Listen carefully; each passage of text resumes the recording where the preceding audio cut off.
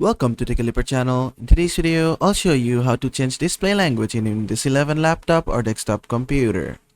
Now, if your language has changed in your system, then it is pretty obvious that you cannot read anything. So, I'll show you how to change your display language today. At first, what you need to do is just go ahead and right click on your start button. From here, just go to settings, but as you cannot read, just go to the sixth option from the bottom. 1, 2, 3, 4, 5, 6.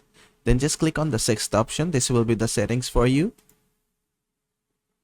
From here, on the left hand menu, you'll find this diamond language settings. I know you cannot read, so check out the icon here.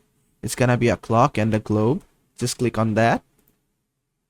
After that, from here, you want to click on language and region. Check out the icon. It's gonna be a globe. Just click on this. Then from here, in the absolute top, you'll find the drop down menu. From here, you can select your desired language.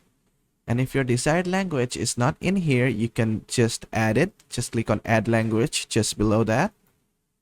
From here, just click on any language that you want to add.